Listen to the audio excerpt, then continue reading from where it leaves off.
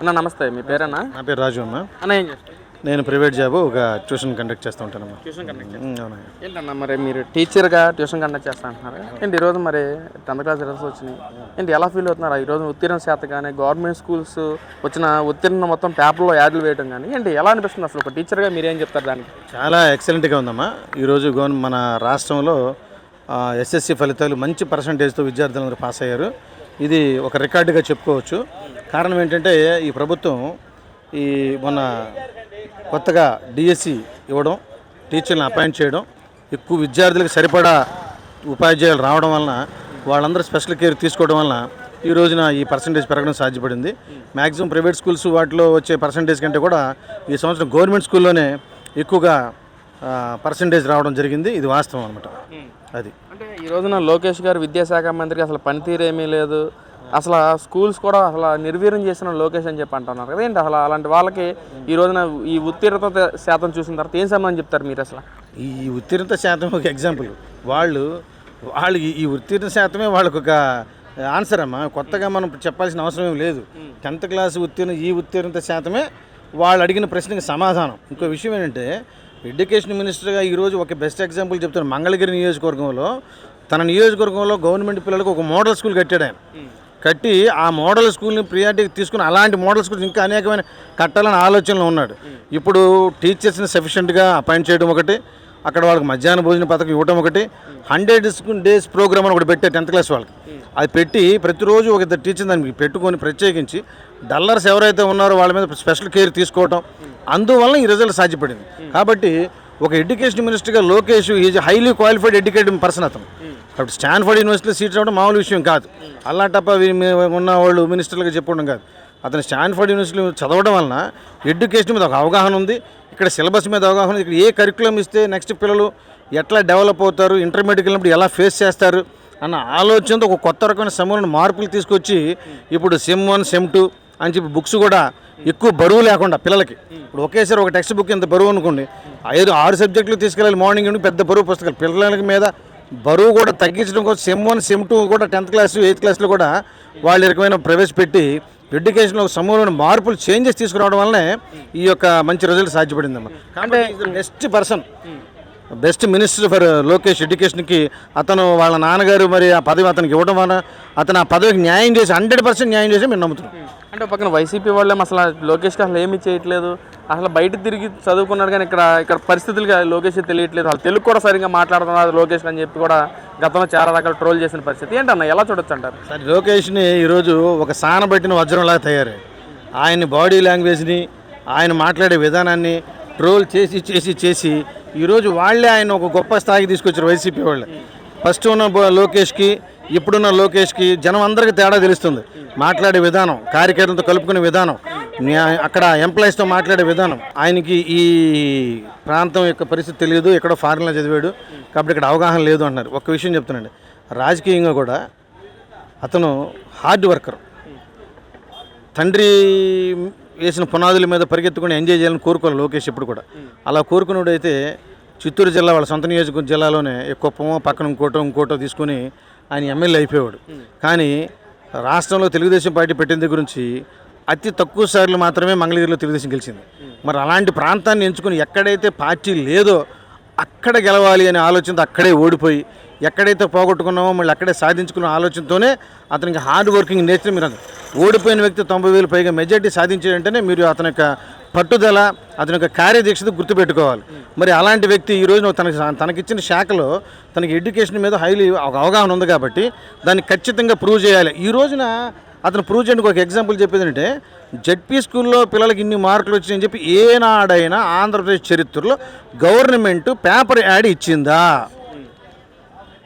ఒక దమ్మున్న నాయకుడిగా, దమ్మున్న ఎడ్యుకేషన్ మినిస్టర్గా ఎస్ నేను వచ్చిన తర్వాత ఈ మార్పు జరిగింది, ఇదిగో ఈ పలానా స్కూల్లో ఇన్ని మార్కులు, పలానా స్కూల్ ఇన్ని మార్కులు వచ్చినప్పుడు డైరెక్ట్గా పేపర్ యాడ్ ఇచ్చాడు. ప్రైవేట్ స్కూల్కి ధీటుగా ఈరోజు గవర్నమెంట్ స్కూళ్ళు, గురుకుల పాఠశాలలు అన్నీ కూడా అద్భుతమైన పర్సంటేజే కాదు అక్కడ హైలీ ర్యాంకులు కూడా సంపాదించిన సందర్భం ఇది ఫస్ట్ టైం జరిగింది. కాబట్టి ఇది ఒక ఎడ్యుకేషన్ మినిస్టర్గా అతను సాధించిన విజయానికి ఒక గుర్తు ఇది. కాబట్టి అనేకులు మాట్లాడేవాళ్ళు వాళ్ళు ఏదో నోటుకొచ్చిన మాట్లాడతారు తప్ప ఇంత ధైర్యంగా ఈ గత 5 సంవత్సరాలు మీరు ఎప్పుడైనా చేశారా? ఎప్పుడైనా యాడ్ ఇచ్చారా? అసలు ఆ యొక్క సిలబస్లో ఏముందో మీకు తెలుసా? ఏ రోజైనా కానీ చూసారా?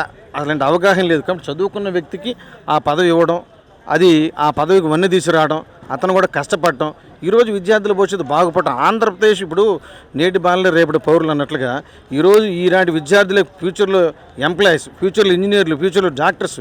సో ఆంధ్రప్రదేశ్ యొక్క ప్రగతి ఈరోజు ఈ స్కూల్ ఎడ్యుకేషన్లోనే ఉంటుంది. కాబట్టి మంచి స్కూల్ ఎడ్యుకేషన్ ఇస్తున్న మన లోకేష్ గారికి మేము రాష్ట్రం తరఫున మా అభినందనలు తెలియజేస్తున్నాం. అంటే ముఖ్యంగా ఇక్కడ చూసుకున్నట్లయితే అసలు కూటమి ప్రభుత్వం వచ్చిన తర్వాత అసలు ఏంటి ఎలాంటి మార్పులు గమనిస్తూ ఉన్నారు ఈ 2 సంవత్సరాల కాలంలో? ఏంటి ఏం మార్పులు గమనించారు అసలు మీరు? సార్, కూటమి ప్రభుత్వం వచ్చిన తర్వాత ఒక రంగం అని కాదు, ఏ రంగంలో ఫెయిల్యూర్ చెప్పండి. నీకు ఒక విషయం చెప్తాను. ఫస్ట్ గత ప్రభుత్వం రాగానే మొట్టమొదటి ఇసుక మీద దెబ్బేశారు. ఎప్పుడైతే ఇసుక ఆపేశారో కార్మిక రంగం కుదేలైపోయింది, ఆకలితో అలమటించిపోయింది. అలా ఆకలితో అలమటించేటప్పుడు వాళ్ళకి ఏమైనా 5 రూపాయలు అన్నా క్యాంటీన్లు అవి కూడా తీసేశారు. అటు ఇసుక ఆపేశారు, పని లేకుండా చేశారు, అన్నా క్యాంటీన్లు ఆపేశారు, అన్నం లేకుండా చేశారు. ఈ ప్రభుత్వం రాగానే ఇసుకను ఫ్రీగా వదిలిపెట్టింది. ఎప్పుడైతే ఇసుకను ఫ్రీగా వదిలిపెట్టిందో చిన్న చితక వాళ్ళు కూడా చిన్న ఇల్లు కట్టుకుంటాం, డెవలప్ అవడం జరిగింది. తద్వారా కార్పెంటరీ వాళ్ళకి, సెంటరింగ్ వాళ్ళకి, రాడ్ బెండింగ్ వాళ్ళకి, పెయింటర్స్కి, టాపీ వాళ్ళకి, ఇలా ఒకటేంటంటే అన్ని వర్గాల వాళ్ళకి ఈ రోజున పని కల్పించడం, వాళ్ళకి ఆహార భద్రత కల్పించడం జరిగింది. ఇంకా నిరుద్యోగులు ఎవరైనా ఉంటే వాళ్ళ కోసం అన్నా క్యాంటీన్లు ఓపెన్ చేసి 5 రూపాయలు అన్నారితలు ఆకలి తీరుస్తున్నారు. 15 రూపాయలతో రోజు భోజనం గడిచిపోతుంది. అంటే దాదాపుగా యాచన చేసే వాళ్ళు కూడా అంటే యాచన చేసుకునే అవకాశం లేకుండా 1 గంట యాచన చేసుకున్న 15 రూపాయలు రాగానే ప్రశాంతంగా బతికే జీవితాన్ని ఈరోజు కూటమి ప్రభుత్వం ఏర్పాటు చేసింది. అంటే కార్మికులకు పని కల్పిస్తుంది, యాచకులకు భోజనం పెడుతుంది, చదువుకునే వాళ్ళ పిల్లలకి ఈరోజు ఎడ్యుకేషన్ పర్సంటేజ్ మీకు ఎంప్లాయీ. మరి ఇక చదువుకున్న నిరుద్యోగ యువతకి మెగా డిఎస్సి వదిలింది, అనేక రకమైన ఉద్యోగాలు వస్తున్నాయి. ప్రైవేట్ కంపెనీలు బయట నుంచి తీసుకొస్తున్నారు, వాళ్ళకి ప్రైవేట్ ఉద్యోగాలు కల్పిస్తున్నారు. ఈ రోజున ఆర్సెల్ఆర్ మెటల్ కానీ, ప్రపంచ వరల్డ్ ఫేమస్ గూగుల్ కానీ, కాగ్నిజెంట్ కానీ, క్యారియర్ కానీ, రకరకాల కంపెనీలు చిన్న చితగా ప్రతి ఒక్క కంపెనీలు ఈరోజు దాదాపుగా 20 లక్షల మందికి ఎంప్లాయ్మెంట్ చూపించాలన్నది లోకేష్ గారిది, చంద్రబాబు నాయుడు, కూటమి ప్రభుత్వం, పవన్ కళ్యాణ్ గారిది. ఈ కూటమి ప్రభుత్వం యొక్క లక్ష్యం అనమాట ఏంటంటే 20 లక్షల మందికి ఎంప్లాయ్మెంట్ ఇవ్వాలి.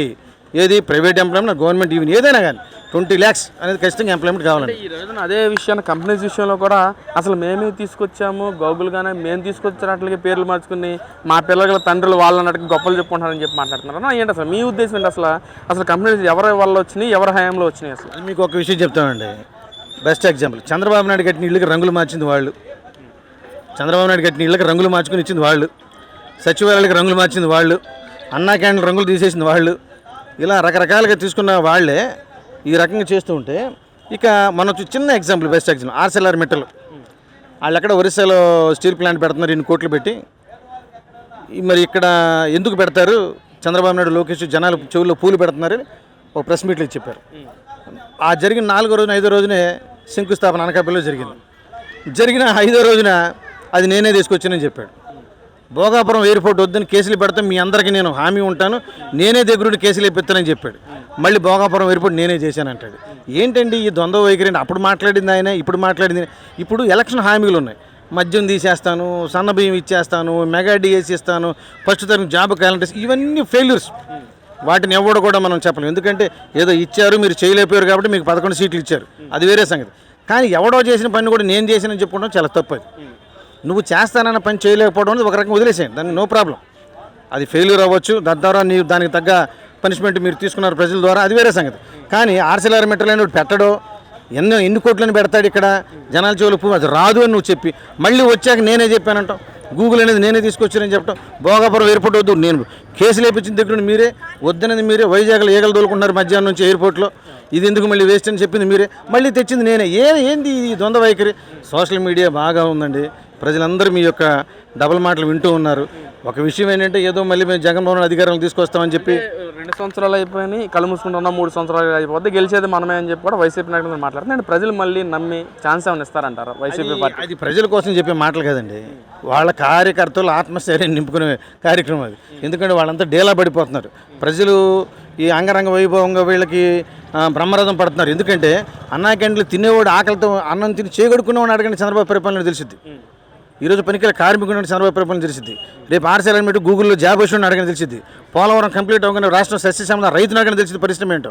వెలుగొండ ప్రాజెక్ట్ రేపు దాన్ని కంప్లీట్ చేస్తున్నారు, దాని గురించి అడగండి. అక్కడికి ఆ ప్రాంతంలో ప్రజలను అడగండి, బాబు ఏంటి పని, మన కుప్పంలో మంచి నీళ్ళు తాగే ప్రజలను అడగండి, కూటమి ఫెయిల్ అయిందా ఏదండి. కాబట్టి వాళ్ళ కార్యకర్తల్లో వాళ్ళు నైతిక స్థైర్యాన్ని నింపుకోవడం కోసం, పార్టీ నిర్వీర్యం కాకపోవడం కోసం మాట్లాడే మాటలు తప్పు లేదు, మాట్లాడుకోవచ్చు. ఇంకా 100 చెప్పినా కానీ ప్రజలు నమ్మే స్థితిలో లేరు. వాళ్ళ ఇష్టం ఎలానే చెప్పుకోవచ్చు. వాళ్ళని చెప్పొద్దని మనం అనకూడదు, చెబుతూ ఉంటేనే ఇంకా మంచిది. అది చెప్పాలి, అలాగా చెప్తేనే ప్రజలకు వాడి విషయం అందరికీ అర్థమవుతుంది. ఎంత చెప్తే అంత మంచిది. అంబటి రాంబాబు గారు నేను అధికారంలో తీసుకొచ్చేస్తానంటారు, తప్పదు. ఆయన ప్రయత్నం ఆయన చేయాలి. చేయకపోతే ఆ పార్టీలో ఉండే ఇది కాదు కదా. ప్రయత్నం చేయమనండి, మంచిది, సంతోషం. కానీ ప్రజలు నమ్మాలిగా, ప్రజలు విశ్వసించాలిగా. అన్నాకంటే అన్నం తింటాం, వాడి తెస్తాడు, ఓటేస్తాడు లేదు వాడి తెలిసిద్ది. లబ్ధి పొందిన ప్రజలకు తెలిసిద్ది. 4,000 రూపాయలు పెన్షన్ తీసుకుంటే తెలిసిద్ది.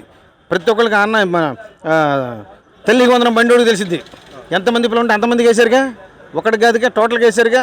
ఈరోజు 10th క్లాస్లో 575-80 గవర్నమెంట్ స్కూల్లో వచ్చి పిల్లలు ఆ పేరెంట్స్ చెప్తారు ఏం జరుగుతుంది. వాళ్ళు నిర్ణయాధికారు, మీరు నేను నిర్ణయించేది కాదు, వాళ్ళు నిర్ణయిస్తారు. లబ్ధి పొందిన ప్రజలు నిర్ణయిస్తారు.